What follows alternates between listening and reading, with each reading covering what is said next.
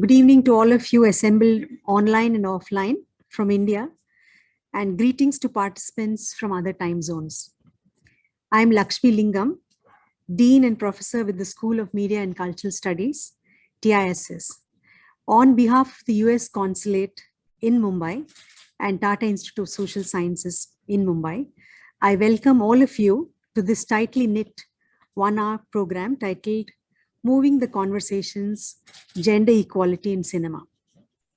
We shall begin this session with opening remarks by the US Consul General, Mr. David Rance, and Director of TISS, Professor Shalini Bharat. I am honored to introduce Mr. Rance. Mr. David Rance is a native of New York and a career diplomat since 1992. Presently, he is the Consul General of the United States of America in Mumbai. Mr. Rance previously served as Deputy Assistant Secretary of State for South Asia and Deputy Assistant Secretary of State for Pakistan.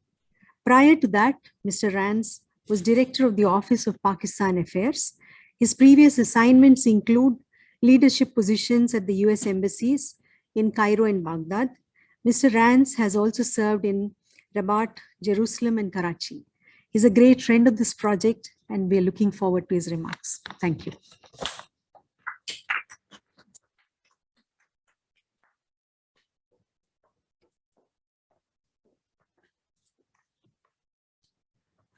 Thank you, Lakshmi.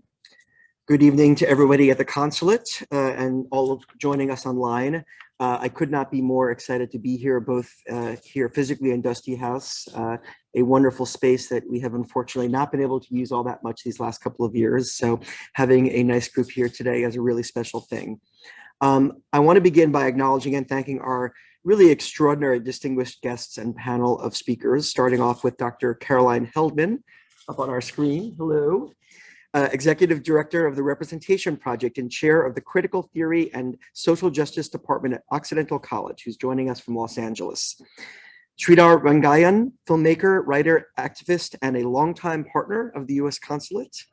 Rashmi Lamba, filmmaker and India Council Chair of the Gina Davis Institute on Gender in Media.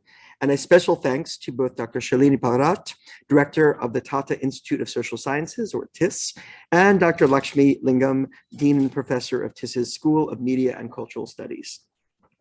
TISS has long been a leader in promoting women's rights in India, and we are so excited to partner with you on this innovative project that supports women's empowerment by encouraging gender equality in film and the filmmaking industry.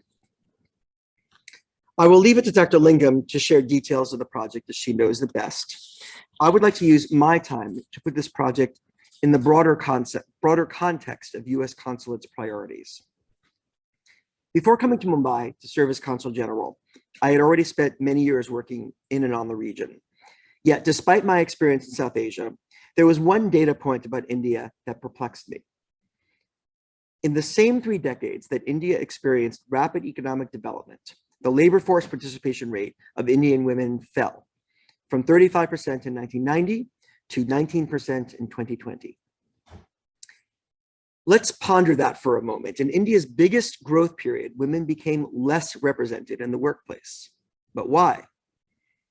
I committed early in my tenure to better understand the underlying reasons behind this trend and to make the promotion of women's economic empowerment a top priority for the consulate. Because when more women work, everyone benefits. I'm now close to completing my 3-year tour in Mumbai. And in most respects, I don't feel we've come close to identifying the causes, let alone the solutions. From my countless discussions on this topic with government officials, economists, corporate executives, directors of NGOs that support rural women, and others throughout Western India, the most accurate answer we've heard is probably, and I quote, "It's complicated." Most seem to suggest it is a convergence of imbalances in access to educational and professional opportunity, legitimate security concerns, as well as societal attitudes and biases that perpetuate the dearth of women in the workforce. However, among the many historical and structural forces that perpetuate gender inequality, I believe, along with many other observers, that antiquated social norms and gender stereotypes play a significant role in reinforcing the barriers to gender equity. And the media, especially entertainment content that accounts for the bulk of our media consumption, plays an important role in perpetuating or altering such norms and stereotypes. Lamentably, on-screen gender inequality, as manifested by fewer lead roles for women, hypersexualization of female characters, or stereotyped gender roles, is common around the world. And often, on-screen gender inequality is a function of gender imbalance among the creative decision makers behind the cameras. In India, a 2017 Oxfam study revealed that the on-screen time for females was a mere 31.5%, as opposed to the 68.5% received by male actors. That same year, a report by the Gina Davis Institute found that just 1 in 10 directors in Bollywood were women. This is why I am so excited about the potential of this project. By aiming to improve gender-skewed media content and address gender imbalances in leadership roles on set, the industry can boost the roles of women in the workplace while helping level the playing field for future generations of women. This project is just the most recent of the US Consulate's sustained efforts to promote women's empowerment through media. Beginning in 2013, the Consulate organized an annual short film festival for 6 years, encouraging filmmakers to produce short films that promote women's empowerment and combat gender-based violence. Hundreds of filmmakers showcased their short films, telling poignant stories viewed by thousands across Western India. In 2020, in recognition of the United Nations annual campaign, 16 Days of Activism Against Gender-Based Violence, we built on that prior initiative by working with a National Geographic photographer to tell women's stories through still photography. I'm hopeful that by building on such past successes, this project will help us understand both the progress made and strides still required to achieve gender equity in the films we and our children watch. I'm thrilled to participate in the project's launch today. I am optimistic that with TIS's work and cooperation from allies like you, this project will help everyone take one step more toward gender equity. Thank you, and enjoy the rest of the program.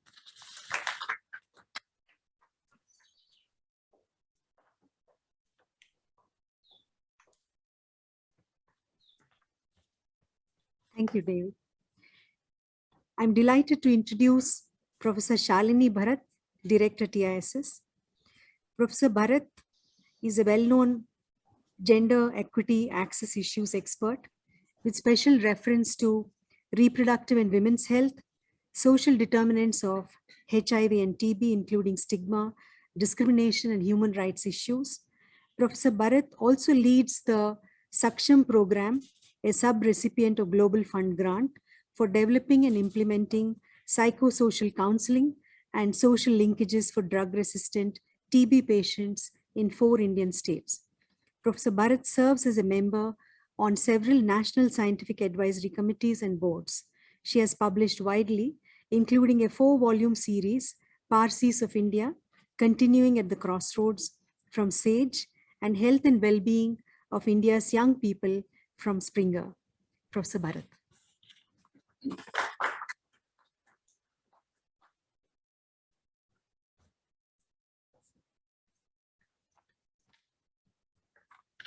Thank you, Lakshmi.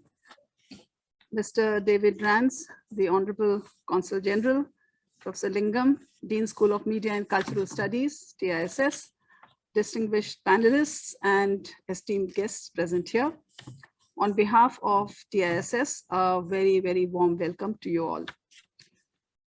As an avid cinema goer and an unabashed lover of good cinema, I'm pleased to be part of this very important event titled Moving the Conversations, Gender Equality in Cinema.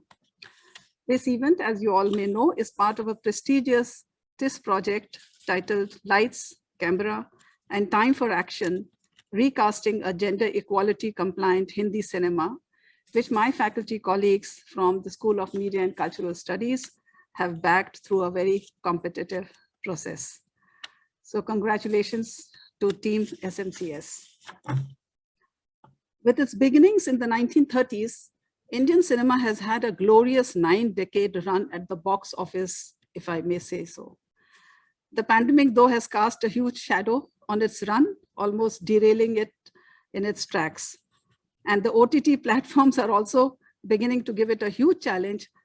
But my guess, like anybody else, is that the masses may not stay away from film theaters for a very long time if one were to go by the success of a few recently released films. But of course, that is not what we are here to discuss. Like the world over, Indian cinema too has been as male-dominated and male-centric as it can get.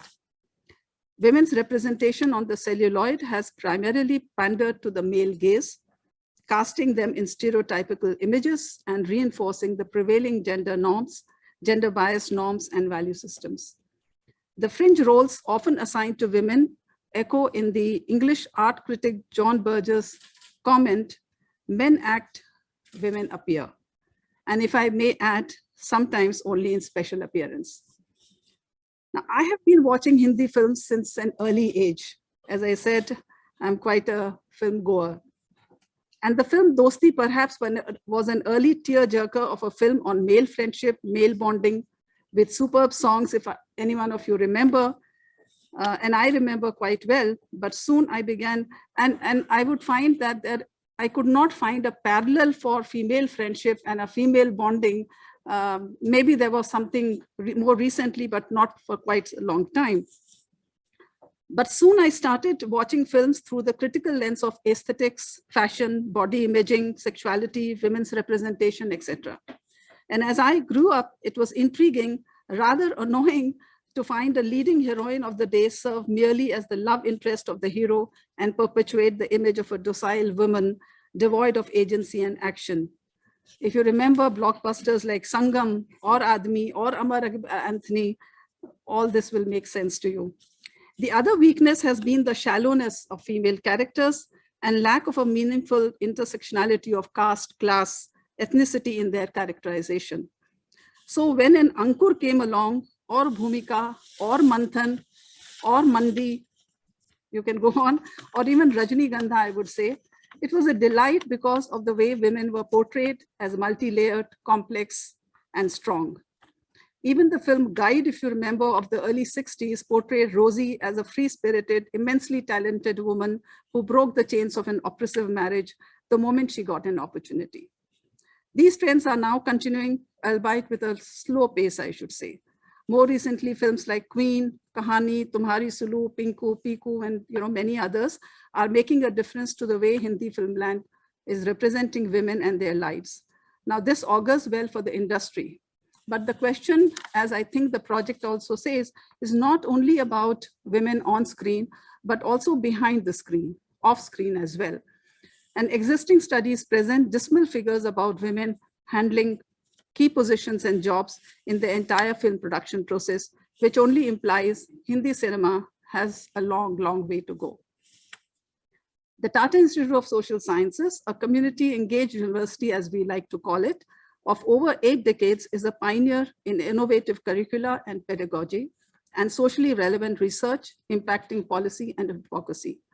I'm extremely happy that the School of Media and Cultural Studies, that has its genesis in a very small audiovisual unit, we began in early 80s for the production of documentary films and other audiovisual material for classroom teaching, is continuing its engagement with issues of gender inequality and other forms of inequalities within films through this very prestigious project.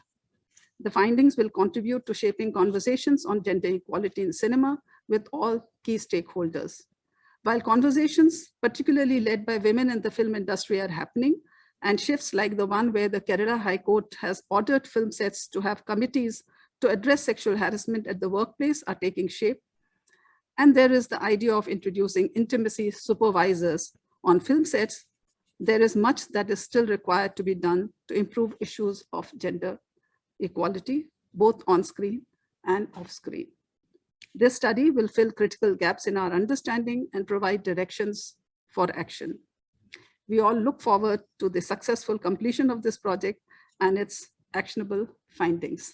And with that, I'd like you all to wish everyone in this team a very good luck. Thank you very much.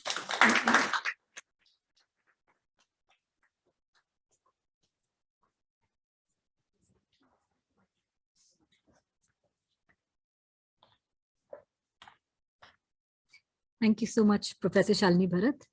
Good evening, everyone. I'm Shilpa Phadke. I'm a professor in the School of Media and Cultural Studies, and it is my very great pleasure to introduce to you our moderator for this evening, Rashmi Lamba.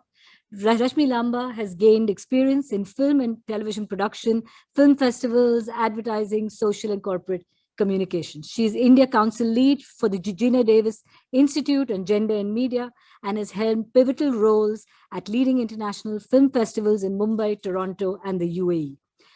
Rashmi Lamba started her own production companies in Mumbai, Dubai, and Toronto. Her acclaimed documentary, Begumpura, The Wives' Colony, deals with fractured immigrant South Asian families and the empowerment of women living alone in Canada. Awarded for social impact leadership, Rashmi is a mentor at Aspire for Her and HopeWorks and a fellow at Aspire Circle for Social Leadership. Rashmi is also involved in this project as in the role of project lead for engagement and outreach. I now hand over the evening to Rashmi's very capable hands. Thank you.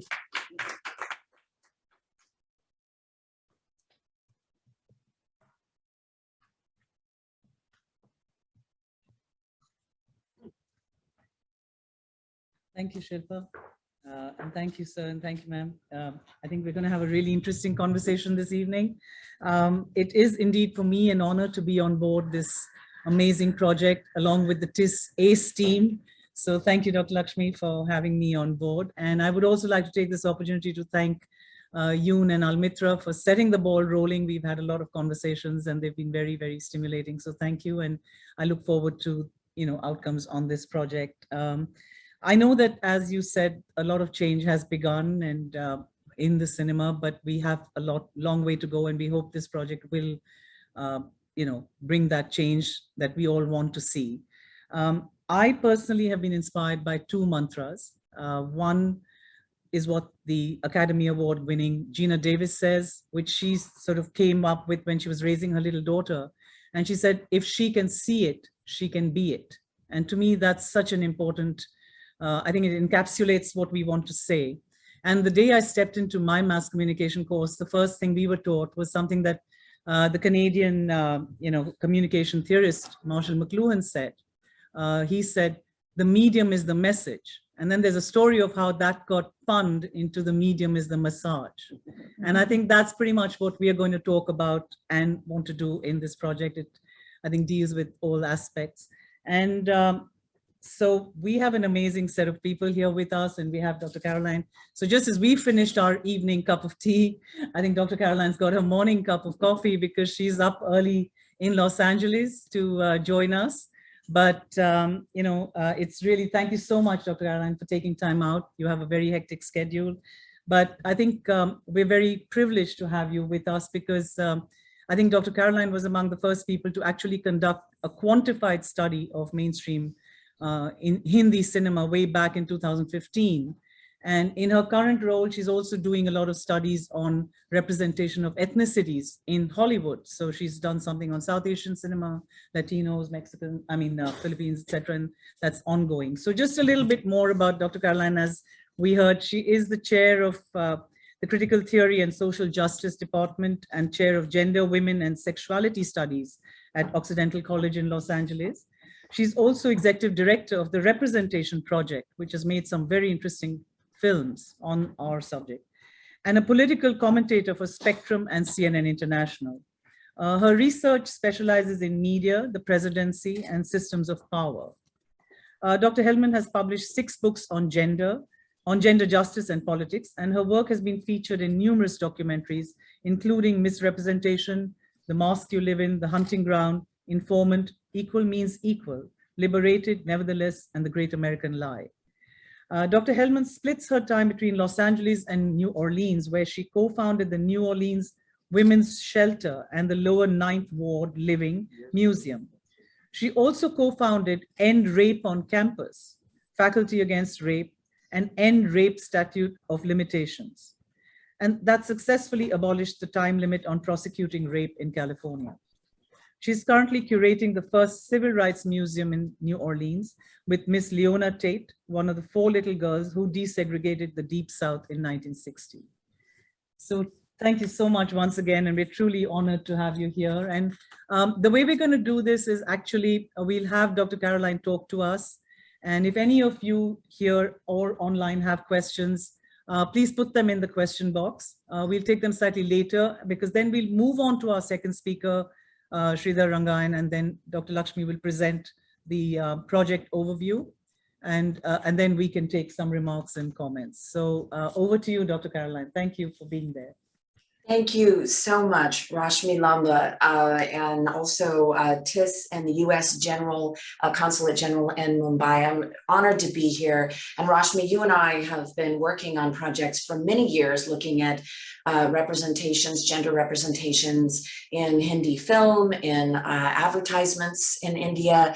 Of course, the experts in the room are the folks from TIS, but I wanted to share some data from US representations of South Asian characters and women, and also a study that is now almost a decade old, right, on representations of gender in Hindi films. So I want to project my screen.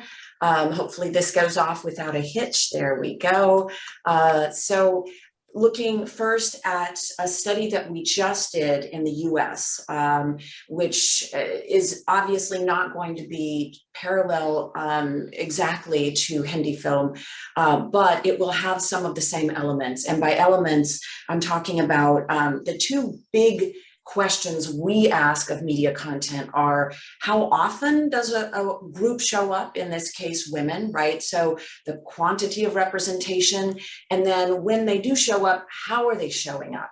So the quality of representation. And I want to provide some stats on both of those in terms of how South Asian characters, and specifically South Asian women, are represented in US films. And then I'll follow it up with just a couple of stats from our old project, now blowing the dust off. It's 10 years old, and I know that TIS will be providing an incredible new study that dives deep into this subject. So this is data from a study that we did over the period of a decade on South Asian leads in US films, so from 2011 to 2021. What we found is that South Asian characters in US cinema are virtually erased. So only 1.4% of the top films from the last decade centered around the lives of South Asian characters. What we also found is that some years are better than others, but by and large, it's never peaked more than 6 leading or co-leading films out of the top 100 in US cinema. So a virtual erasure of Indian characters in US cinema. And as you know, this is especially important because the US exports about 40% of global film content. So what is made in the US, it tends to set the standard for what a lot of people are seeing across the globe. So when a group is erased in US cinema, it means that that group holds less value in the content that is going across the globe. And when we broke it down by gender, we found that other than 2020, where we had 3 South Asian women leads, all of the other stories, the co-leads or leads from the past decade were Indian men, which means that there's not just an erasure of South Asian characters in US cinema, there is even more of an erasure of women characters. We also found that in terms of South Asian characters, light skin tones were disproportionately represented and darker skin tones were underrepresented. So South Asian characters with darker skin tones made up only 4% of the total number of South Asian characters.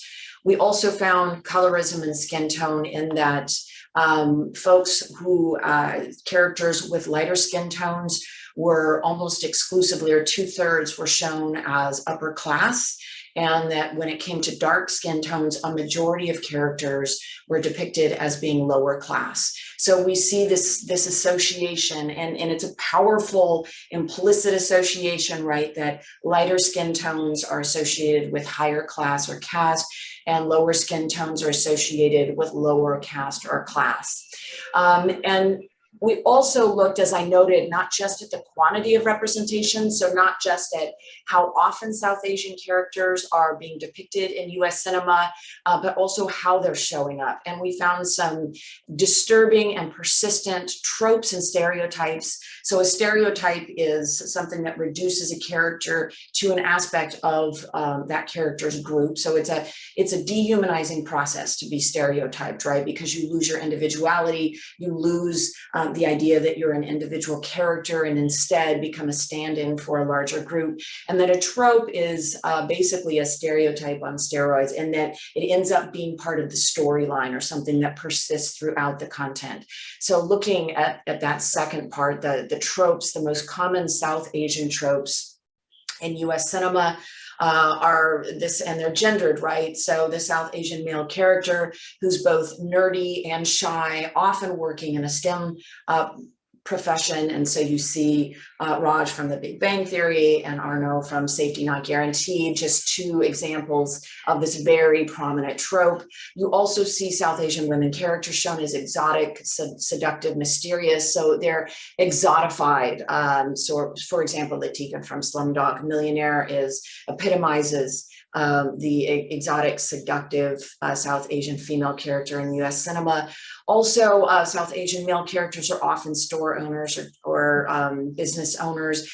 They're quirky, they're cranky, and it doesn't seem on its face as though this would be something that is damaging, but when you constantly see the same storyline showing up again and again, this is how stereotypes work. So reducing complicated individuals and characters to stereotypes associated with their culture. And then one that comes up a lot is the very controlling immigrant parent who has strict rules for their child, right? And this is where you see some very damaging stereotypes of Indian people being presented, especially parents being presented as unreasonable or culturally backward, and making it difficult for their children to navigate US culture.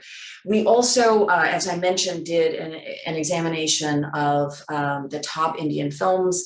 The study was from 2014, published in 2015, and we found that behind the scenes that men outnumber women in terms of being employed in the film industry 6-to-1. So a pretty remarkable number that I hope has shifted in the past decade. And as the US Consulate General noted, only 9% of directors are women in India's film industry.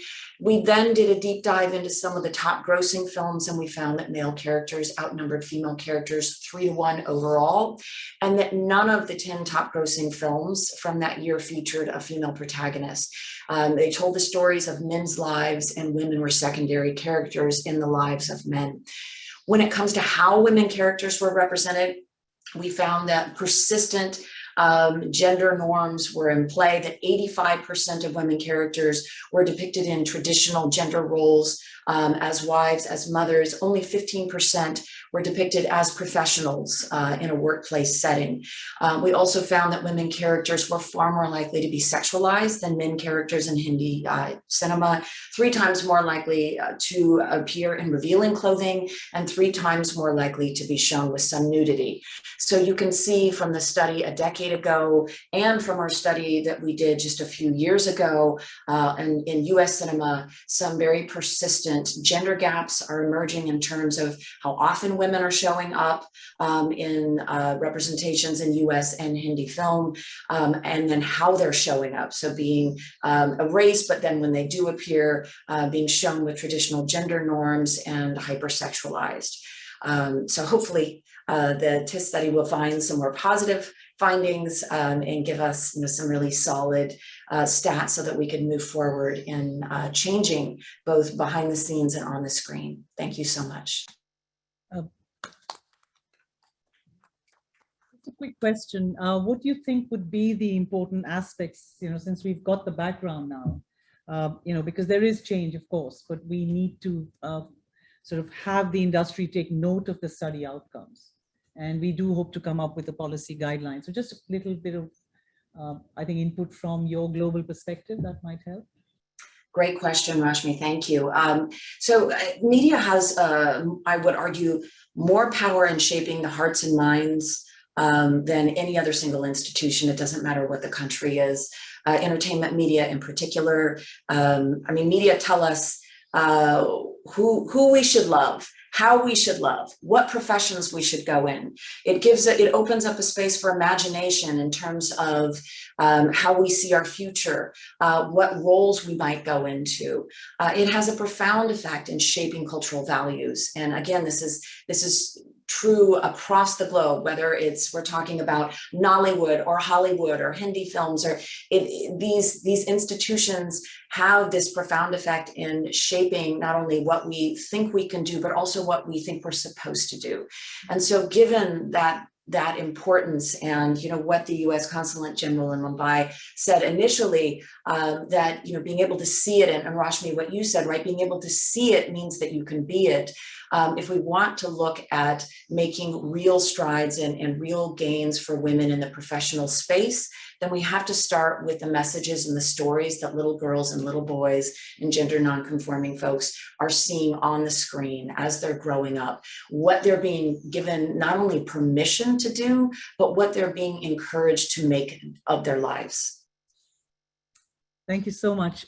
We will have some questions later, so I hope you're going to stay with us. I know you're very busy, but so we're going to move on to our second speaker, because one of the unique highlights of this project is that there is the inclusion of the parameters to assess the LGBTQI representation and other areas of gender intersectionality, and whether I call it representation or misrepresentation. And we are very privileged to have with us Sridhar Rangayan, who's really, consistently strived to give a voice to LGBTQI issues, right through his films, writings, public speakings, and also the fabulous film festival that he runs, which is now, I think, one of the largest in South Asia. So his award-winning films have presented hard-hitting social issues, and they're at the forefront of India's emergent queer cinema movement, and actually very groundbreaking in a country where homosexuality was considered illegal. So just a little short bit about Sridhar. You wear many caps of a filmmaker, writer, activist, festival director, and his award-winning films, The Pink Mirror, Yours Emotionally, Purple Skies, Breaking Free, and Evening Shadows are at the forefront of India's emergent queer movement, as I said. He's won the National Award for Best Editing for his film Breaking Free, and his film Evening Shadows has won 25 international awards and screened at 75 international film festivals, and is now streaming on Netflix. He is the founder, festival director of Kashish, Mumbai International Queer Film Festival, which is South Asia's largest LGBTQI festival, and the most well-known in India for over 12 years now. He has served on the jury of several leading film festivals such as the Berlinale, Outfest, Iris Prize, Mardi Gras, Image Nation, and Movies That Matter. He is also the founder trustee of the Humsafar Trust, which is India's largest LGBTQI organization, and also founding facilitator for Swikar, the Rainbow Parents, a support group for parents of LGBTQI children. And I must add that we have the privilege of having Sridhar's mother with us, and we're so happy to have her here with us. Thank you for coming, ma'am. So over to you, Sridhar. Thanks a lot. I just going to be speaking more from my own experience because we don't have facts and figures the way Caroline presented. Thank you, Caroline, for presenting that. And we just hope that we are able to come up with such facts and figures about the LGBTQ representation very soon. So if we go back to the kind of representation which has happened in the 60s or 70s, basically most of the representation has been stereotypical and usually projected the gay man or the lesbian woman more as a campy character, or somebody who's going to break homes, somebody who's villainous, somebody who's going to make a pass at the hero and finally be beaten up or killed, So they've been used as basically comic relief or kind of a villainous kind of characters most of the time. And also I would say transgender characters have been hugely misrepresented. Now the understanding of transgender is still problematic, they're confusing with a gay man who is effeminate, and or just any gay man if they considered hijras or they consider transgender persons, but you need to be more sure of who is a transgender person, whether the transgender person is an intersex person or an effeminate gay man or belong to the hijra community. There's so many different identities within the transgender community. And none of them know, even the contemporary filmmakers are not aware of that, So one of the things I really think that like, we have moved far ahead in the terms of representation in the mainstream media, but I think understanding of the different identities within the LGBTQ community is still very, very limited. So I would say over the last 15 to 20 years, I've seen better representation in mainstream. I'm speaking not just about, a lot of people say that the only representation is Bollywood. That's wrong, because there's very, very strong representation in Bengali cinema, in South Indian cinema, like Malayalam cinema, Tamil cinema, have had hugely beautiful representation. There's a very, I think, very, very early film called Rendu Pennugal, a Malayalam film, which showed two women, two beautiful young girls falling in love. Of course, it ended in tragedy because that's the time, but it used to be that. But then again, we had a film called Sancharam in Malayalam by Ligi Pulapalli. And it's a beautiful exploration, again, of a love affair between two girls. And that again ended, unfortunately, with a breakup and death of one of the persons. But I think we have overcome that. I think we have basically also, films mirror the society. So earlier, when I was growing up as a gay man, I didn't have any representation of myself on any visual media or anything. So, so we all grew up with a lot of fear and fear and also stigma and discrimination. So we carry those mental scars, our generation. But the youth right now are much more freer because the law has changed. In 2018, Section 377 read down after almost 20 years of legal battle. So the attitude by the society has changed.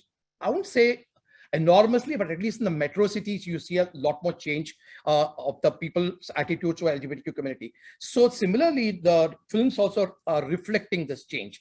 So over the last, I would say, 10, 15 years, we have seen very, very wonderful films like Aligarh, or before that, My Brother Nikhil, then Onir's I Am.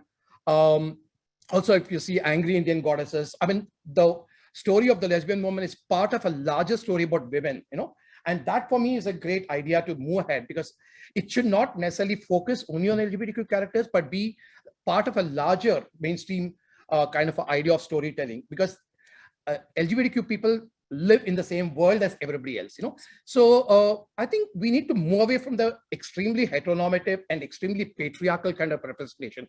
We have also been talking about women representation being so skewed, but LGBTQ representation has been more skewed. I would also see that, like, I mean, over the last few years, I mean, the last 2 years, actually, especially after the 2018 verdict, we have seen a plethora of films like Ek Ladki Ko Dekha To Aisa Laga, then also Shubh Mangal Jada Savdhan, and my own film, Evening Shadows, also released as one of the first films in January 2019. And of course, the latest film, Badai Do, is an excellent example of how things are moved ahead. But also, I still feel that, like, there's a bit of a problem in mainstream representation. They still use comedy to use as a kind of a fulcrum to tell LGBTQ stories. Why? I mean, fine. I mean, Badai Do or Shubh Mangal Jada Savdhan are beautiful films, but they still use comedy at the base of it. Why can't we tell serious, dramatic stories, about LGBTQ? Why are we afraid of that? I think that scare has to go away. And also, I think one of the things is we need more LGBTQ filmmakers and cast members and scriptwriters on the table. We don't have enough, and we don't, even if we are doing some of them, we are not being given chance at the table. I'm talking about production houses, I'm talking about OTT platforms. We are really relegated to the background. So there's a lot of talent. So coming back to Kashish Mumbai International Queer Film Festival, we started in 2010, immediately after that 2009 reading down of that Section 377 by the Delhi High Court. So 2010, we actually received 25 Indian LGBTQ films. We thought there was none, but Meenakshi Shetty was on the jury on the first year. We received 25 Indian LGBTQ films, and we pretty much programmed, I think, 21 of them, But over the years, in this year, 2022, we have received 82 Indian LGBTQ films. Wow. So the number of productions have increased, the quality has increased, the representation has increased. But again, like, most of these films do not really finally go out in the market because they're technically shoddy, because they don't have the resources. Most of the filmmakers make it with very limited budget. They might just have, like, borrow money from their friends, or sometimes they cast their own friends. They pull out people as you hold the camera, you edit it. So sometimes the filmmaking is shoddy, So at Kashish, basically we filter out some of them, but we still try to kind of be more encompassing, and I think we showing around 30 of the Indian LGBTQ films out of the 83, So we need to make sure that like these films reach the masses, So Kashish basically has tied up with this year. I mean, you'll all know it very soon. I'm just revealing it right now. We are tied up with Disney Hotstar and MX Player. So we're putting out like 23 films of over the past years for Indian LGBTQ films on MX Player, free to watch. So that's the way we would actually want to go. So these films should not be relegated just to film festival circuit, or so it should be widespread. People are able to watch it. But again, a lot of the channels do not want to tag it as LGBT. They say, okay, let's just put it under short film umbrella. So I said, why? Let's tag it as LGBT so that people can find it and see the whole sequence at the same time. So there's still resistance to the entire thing. Just coming to the OTT platform, I think they're much more, I would say, cutting edge storytelling. If you see Made in Heaven or Four More Shots, and I think over the last 2 years, it's been amazing. Inside Edge shows a beautiful portrayal of a gay cricketer falling, and he's in love with another man. And in the stadium, he kisses him publicly. And that's a great thing. I mean, for us to see in an OTT series. And also a recent one was Fame Game, which has a beautiful story about this young gay boy and how Madhuri Dixit as his mother is accepting of this gay boy. And also this other subplot of this wonderful same-sex lesbian relationship between there's a lesbian cop and her partner, and they're raising a child together.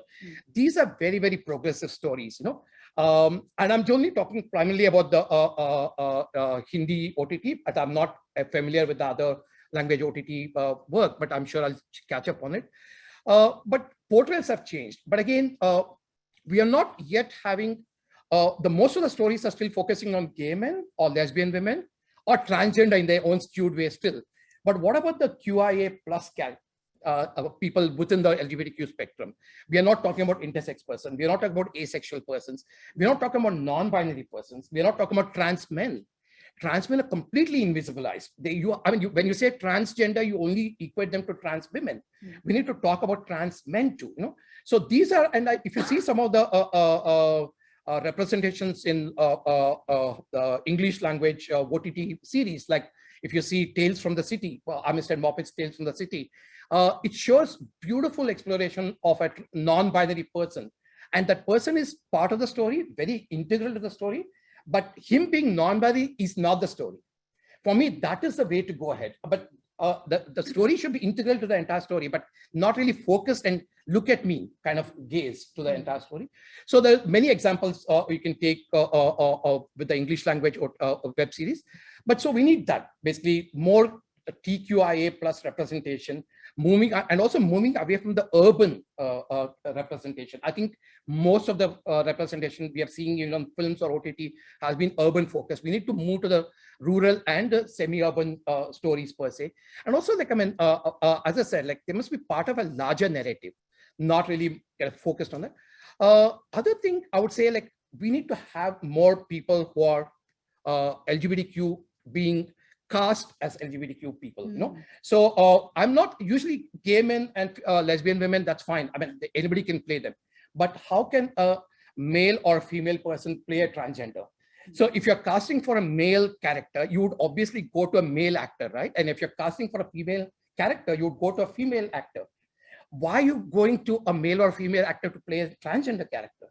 So I'm not saying like, so that's really crucial. And there are enough transgender people who can act, or if they cannot act, you can workshop with them, and they have enough facility to do that. And suppose, okay, you have a big star already on whose shoulder the film is riding, you can have an ancillary character, and that could be a transgender character and played by a real life transgender person.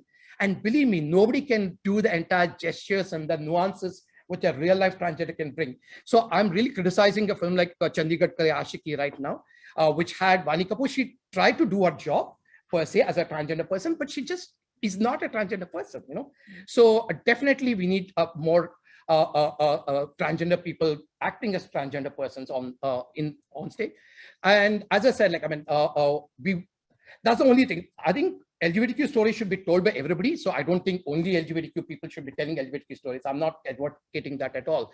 But the transgender roles definitely should be played by transgender persons, and non-binary roles should be played by non-binary persons. Trans men roles should be played by trans, and I'm sure you can find them. You can train them, you can workshop them. The other thing I really think we need, which I'm going to be working with in the Kashif 2020, is basically upscaling the skills of LGBTQ professionals, whether it's script writers, whether actors or filmmakers. We have a lot of talent, but we need to upscale them, make them basically industry ready, as we call it. So that's something we are working towards. We hope to kind of partner with some of the OTT platforms to have master classes at the festival to see how we can have more representation and also have better representation. So we are at a stage right now, which is very exciting, because I really think there are far more LGBTQ representation, but also there's a bit of worry, because whenever some of these characters, when I wrote about, recently I wrote about the Fame game, I made a post about that. So somebody trolled there saying that, like, oh, there's in every series, in every web series, there's nowadays too much of gay stuff, too much of LGBTQ stuff. I said, what is too much? We have not had representation for decades and decades. If you're seeing 6 projects with LGBTQ representation out of hundreds, is that overdoing it? Not really at all. It's really still a very minuscule representation, but people feel, oh, there's too much already. So that's really the skewed mind right now. And I wish that people are more accepting of more diversity within representation, diversity of stories. So that's all I want to share with you. But if you have any questions, I would be very happy to answer. Yeah, we will take questions. So I think we're running on a very tight schedule. So this is the moment we've been waiting for, as I said, lights, camera, and time for action. So we've got Dr. Lakshmi to give us a project overview. And I think you did touch on all the points, because you've touched on camera, stories, behind camera, audience, acceptance. So I think the project does have a fantastic overview and will have all these parameters. So I'm going to hand it over to Dr. Lakshmi now to tell us about the project that we're here for. And we'll take all the questions and answers. And I know there are people raising their hand on the online viewers as well. So we will definitely take a lot of their questions too. Yeah, thank you very much. I think Caroline's presentation and Sridhar's coverage on issues of LGBTQI covers a lot of the points that are very key and central to our project. As part of the proposal writing, we just looked at what is the literature actually telling us. And if you were to take all the gender equality parameters in terms of access, access to opportunities, equal pay, equal wages, non-discrimination, no violence, no sexual harassment, on all these parameters, you actually find the Hindi films actually are not doing very well. I mean, films in general and Hindi films in particular, because this project is focused on Hindi cinema. We find that they don't seem to be doing very well. The female characters in films have gone through significant changes, from being this fearless fighter to the Mother India, to the dutiful wife and mother, to a beautiful love interest, to then becoming the vamp, and then to the item girl. And practically all these representation are from the male gaze and from the male viewpoint, and not necessarily from what women are all about. And the shifts that you see in male representation across all the films from the independence to recent times, the aspirations of a nation are actually built into the male characters, and men often have successful careers. They're also holding STEM positions. They are holding decision making, and they make money. They look very powerful, while women barely are doing anything, one odd roles here and there where they are significant, but definitely seen as the big problem for a society. Women are intelligent and assertive and know their rights.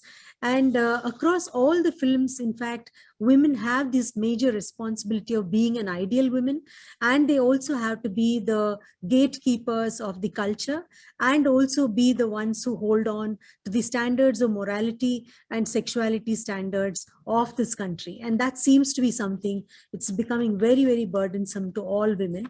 And films continue to burden women if they were to depart from these kind of understandings of what is an ideal woman. And the most interesting aspect is there's extensive use of violence and also normalization of violence within films. And the gender representation, as we were talking about, whether you're present, whether you're visible, whether you have a voice, on all these counts, we don't really find women holding that many positions or having significant dialogues within the films or actually doing anything major. But in fact, even their work roles seem to be absolutely secondary to why they are in that particular film. And the most interesting thing in the recent times is with the onset of the OTT platforms, there is some shift that we are seeing. Women have much better characters and, also have interesting stuff that they're doing post 40 years and post marriage and post having children. But these are not necessarily seen as part of the theatrical releases. So often it is tied that if you were to look at issues of gender sensitivity, it's often seen as something that's not going to be commercially successful. So that's a very big question, whether commercial success is pegged only on gender insensitivity and violence against women. Okay. And the other intriguing aspect is when there is such a vibrant women's movement in this country, why is it that films continue to hold these kind of, representations of women? And in this project, therefore, we actually shaped the proposal to say post 2012, that is the post the Nirbhaya, where all the rape laws have changed, and then there's a huge, discussion around women's access to public spaces, freedom and against protectionism, and the Me Too movement that has come out globally and locally in 2017 that questioned workplace-related harassment, and particularly also from the film, women in the film and media. We wanted to see how are the film narratives actually changing and whether they're changing at all and what is really changing. And we also know now we have far many women, I mean, compared to the earlier times, not enough, but definitely more women directors, women script writers, women cinematographers, several women on the sets behind the scenes, right? And how is that really shifting the way stories are being told, and how are the audiences also asking for different kinds of stories? So in this project, we are basically doing a quantitative study of 35 films, where 25 films have been chosen between the years 2013 and 19. And we picked up films which are blockbuster films in each year, and those are 25 films. And we have chosen 10 films which are considered as women-centric films, where there are women directors, the stories on women, the script writers are women. So there are 10 such films. And again, these are not necessarily unsuccessful women-centric films. They're very successful women-centric films. And we are physically coding these films on 19 significant parameters and several sub-parameters within each of these 19 parameters. So the data that we are going to generate from this particular coding is not necessarily looking at gender as purely women, but gender as a fluid concept. And we're also looking at the intersectional lens of class, caste, issues of disability, how all these also get represented within films. So we are going to have a large, through this quantitative study, a report that actually puts out what these films are doing. And we simultaneously have 3 interesting qualitative research projects that are being done by my colleagues. Shilpa Fadke and Nitila are looking at talking to women directors and asking their trajectories. And Harmanpreet Kaur is looking at women script writers and what are their challenges and how do they try to change the narratives now. And Faizullah is looking at what are the significant counter narratives, or let's say critique, that comes from audience through blogs and other media messages that attempt to shift the ways narratives are being written.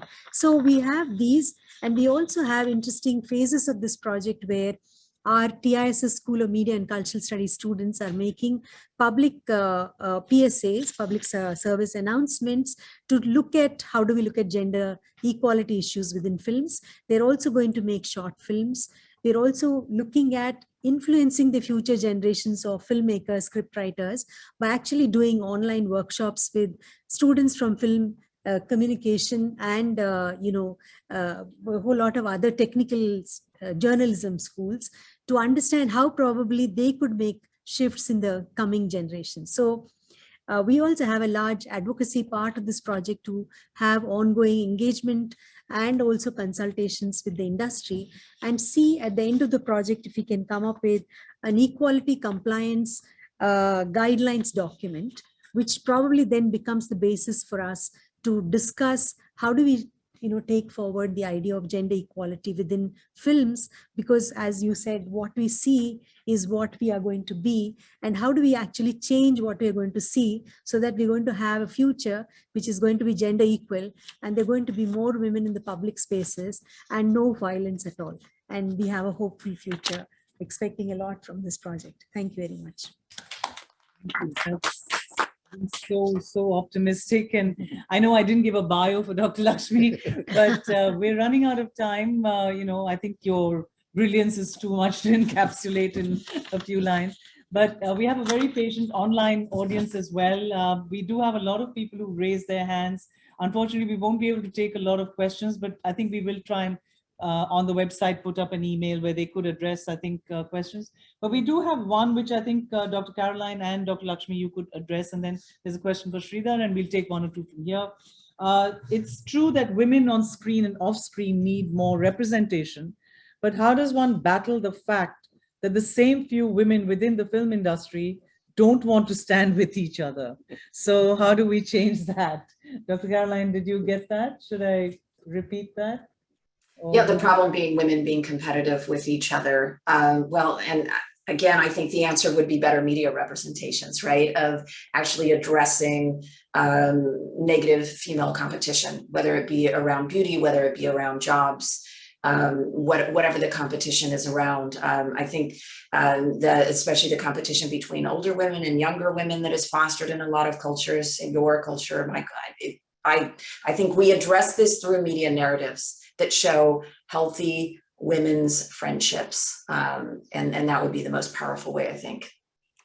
Would you like to add to that in any way? I think this is the kind of question that often comes up, very, people often put it out as women are enemies of women. And this is a very problematic way of looking at, why women compete with each other. When you have very little going, and, your entire identity revolves around, doing those little jobs that are thrown at you, I think it's bound to be like that. But when you're going to increase the size of the cake, I think there are going to be a lot more opportunities, and less of those competitions is what I would think. Thank you. And there's a question for Sridhar before I come to, I think Meenakshi, you wanted to ask something. So Sridhar, it says, you say that trans people should play trans characters, but they should also be good actors, right? Ultimately, the film needs to make money. Mm-hmm. So. Yeah, definitely. I mean, as I said, we need to really basically train and there's enough. I mean, if you put out a call today, you'll receive a lot of real life trans people who are actors. I mean, if you take an actor like Navya Singh, if you take actor like Kalki Subramanian from South, and you take Rudrani Chetri, who was acted in the film The Last Color, Vikas Khanna. So we have a lot of trained actors who have been acting, and believe me, most of the transgender people are real life actors. They're acting all the time. They love to dress up, they love to act, they love to dance. So definitely they have the potential to act. And who was Alia Bhatt before? Yeah. Karan Johar made her a star, and you can make a star of a transgender person. You just have to gamble on that, and definitely you can make a star of anybody per se. Mm-hmm. And the transgender persons basically are willing learners for sure. And they definitely can be. Hopefully we'll have a transgender star very soon. And I know that for sure, transgender persons have been already big stars on the ramp walk. I mean, on the ramp, you have Anjali from Nepal, etc. So I'm sure there's not very future. We have transgender actors playing transgender roles and becoming stars for sure. Great, great. So I think Meenakshi, did you put your hand up? I had the impression that Sridhar, you'd already had something like a prize for stories around LGBT issues, something like that. I remember coming once for a function, but I also thought that maybe one of the ways of addressing, I'm sure you already thought of it, is I find that stories are at the very heart of the film industry, and it's crucial to change those. And there's things like the Screenwriters Association, etc. So maybe when you work with someone like that, that's influencing much. I mean, the outcome is much greater, even if you work with 10 scriptwriters. Like last month, I worked with I was a script mentor on something called Sultana's Dream, Breaking the Silence, which worked with young filmmakers addressing sexual harassment issues and abuse in Dhaka. That's a very specific kind of story. But here, as you said, it's nicer when it's part of a general thing and not only a localized issue, right? So I thought changing the story, working with screenwriters is like a very crucial step. Then of course. So that, yeah, that will be phase 3, where I think Dr. Lakshmi can add to that, that's the advocacy and engagement with all aspects of the industry. So I think you did mention that. I think Dr. Rohini has a question, and then we're just going to answer to Meenakshi's question. So Kashish has been working with Screenwriters Association. We did a workshop at Kashish, but we also have something called Curiosity Film Grant, which basically offers 2.5 lakh rupees to a filmmaker. So we usually, when we call for scripts and we vet the script, we usually call screenwriters to mentor them to make better scripts, so that the one final product would be a better product than what we have been getting all the. Yeah. So Rohini, you had something? Can I just ask a really quick question? I think it's been fascinating to listen to each of you. One of the questions that I have, Sridhar, you talked about sort of normalizing the LGBTQ rather than sort of characterizing them or making them anomalies in film, which I think is a really good point. We need to see more sort of normalized characters. But my question is that I think that since 2018, the progress that's been made around the LGBT characters in the media has been tremendous. And we've been working on this around gender equality for decades. And I don't see sort of a parallel level of progress. Is there something that we can learn from what we're doing with the LGBTQ film industry and take some of those lessons in gender equality in film? I don't know the answer, but it just seems to be talking about this, just forever. And what is it that we can do to make more progress? Because I think there's more work to be done with LGBTQ film and characters. We've seen a lot of progress very fast, and I think it's the same in the US. I think most of the time, like when you push everything into a box and suddenly the lid is open, suddenly something more pops up. But I think right now the GD has popped, and I hope that like the GD will grow to a bigger giant per se. So I would say that I'm sure women's representation also has grown, but you feel that it's not grown fast enough as much as the LGBT. And I'm wondering whether because of LGBTQ films, is it men who are leading that change versus, I don't know the answer to that. I've not done any research on it, but just a question. Yeah. So I think Dr. Lakshmi. Yeah, so we will actually take it as a hypothesis and study what's really going on. I think it's important to really scrutinize it and then look at the layered. When you say women, actually they're across class groups. So the levels of patriarchy that we're dealing with is a lot more intense. We need to look at that. Yeah. And just before we end, and I thank everyone, Dr. Caroline, thank you for being there. But just a quick question. We do hope, I think what Dr. Rohini Anand has said about coming up with some policy guidelines, and do you have anything that as a closing remark you might like to say to us about the policy guidelines that we might come up with?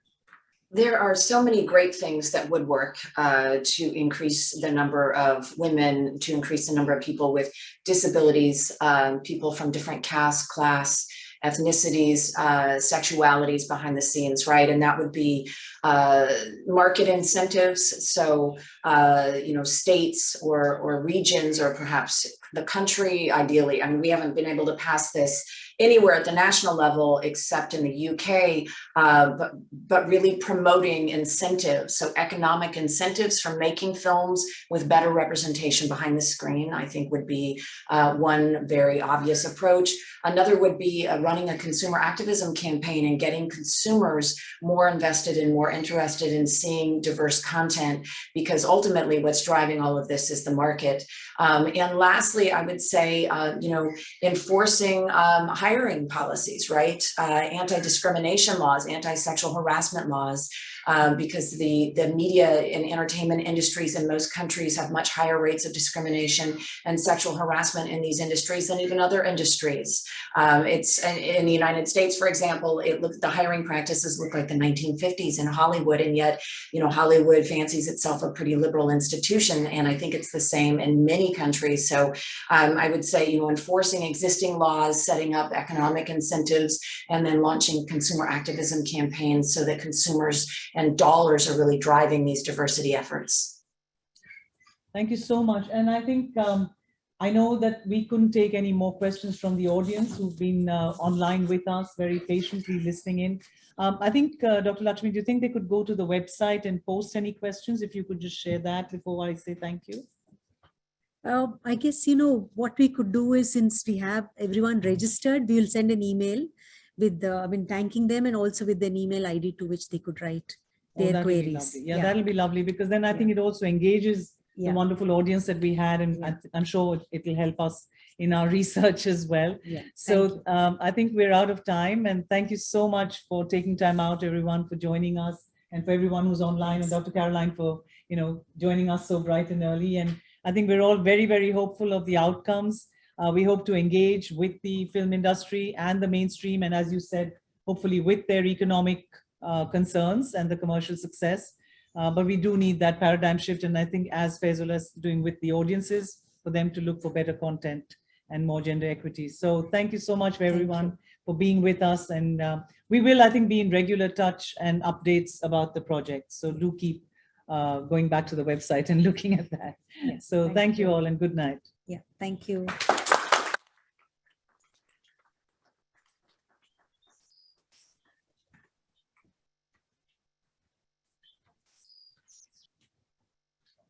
Watching me online, I've been always like talking to me about how.